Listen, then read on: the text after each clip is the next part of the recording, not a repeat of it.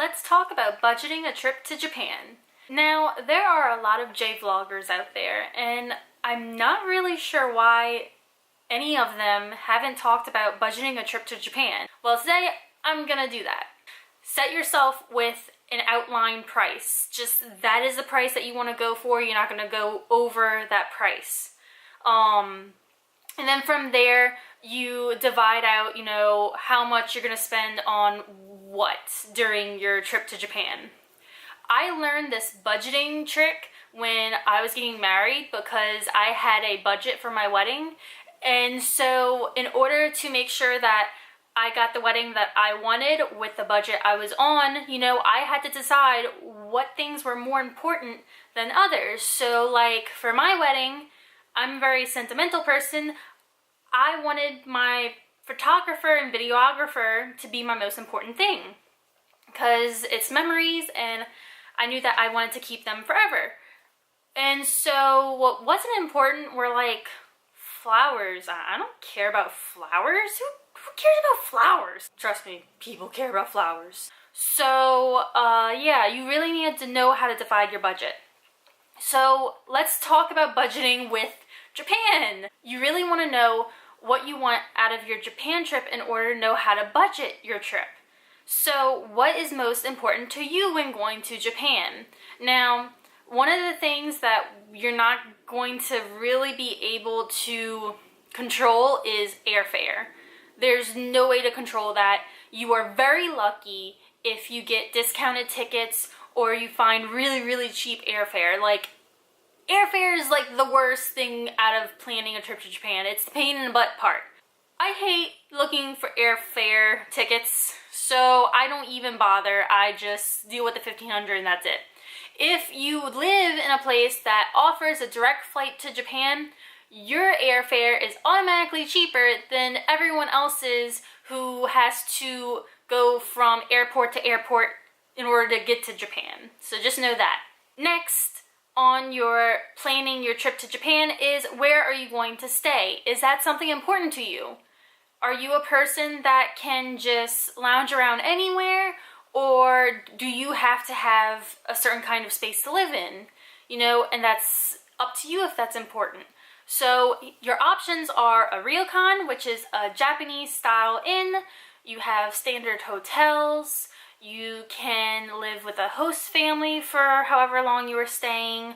You could do Airbnb, which is pretty much just living in Japanese apartments.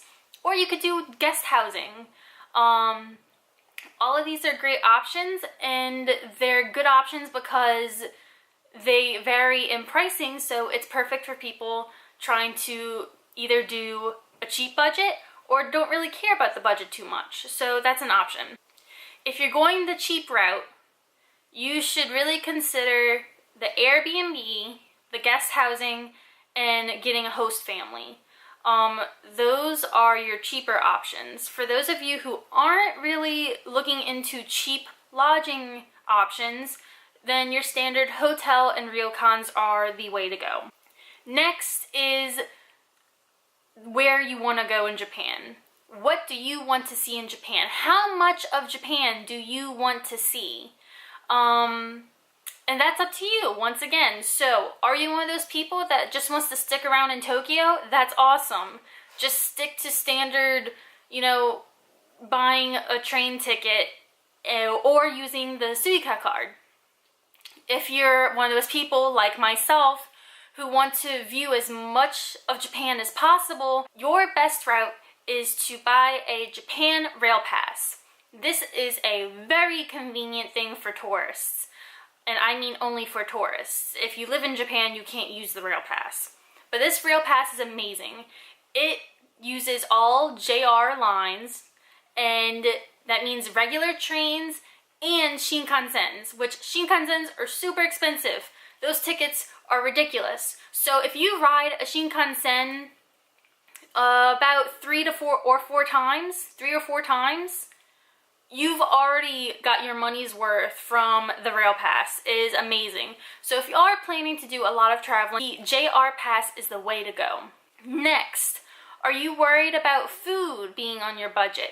Is food important to you? Do you want to experience all the Japanese food that you can?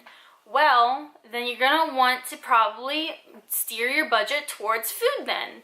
There are a lot of different kinds of foods to get in Japan. You have your expensive sushi restaurants from top chefs in Japan, or you can go to your little rotation sushi that is like pretty much $1 a plate. It all just depends on what you want. I remember one of my big dinners in Japan being in Kyoto, where we did shabu shabu and sukiyaki. It was all you can eat, so it was a really good deal. But we had to pay a little bit more cash in order to eat it. So I think it was about $50 to $80 per person. But it was well worth it, and I'm so glad we did it. And we always go to this restaurant every time we go back to Japan, so it's totally worth it. But, you know, you don't always have to spend so much money on food. For those of you on a really, really strict budget, there's no problem just eating konbini foods or convenience store foods. They're very delicious. I had them while I was in college because college student couldn't eat fabulously back then.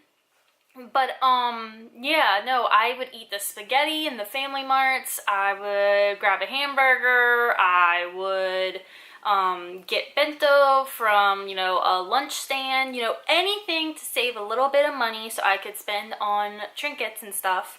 I definitely ate at konbinis while I was in college on a budget. It was okay too. It was no problem at all. And even if you don't want to even eat at konbinis, there are still cheap options. There are beef bowl chains that are really, really cheap. It's like $3 to $5 for a beef bowl, and it fills you up, and it's a lot of food. You also have curry. Curry at curry chains like Kokoichi's, that is like super, super cheap. There are just so many options, so really don't worry about food. If you're really on a strict budget, you're gonna be just fine traveling Japan on a budget with food. You're gonna be okay, I promise. Next thing, are you looking for, you know, like I said, trinkets and, you know, other goods to bring back home from Japan? Is that one of your things on your budget? You know, save a good bit of money for that if that is something on your budget. If you're not into bringing back material things, you just want to have memories for over there, then you don't have to really worry about this.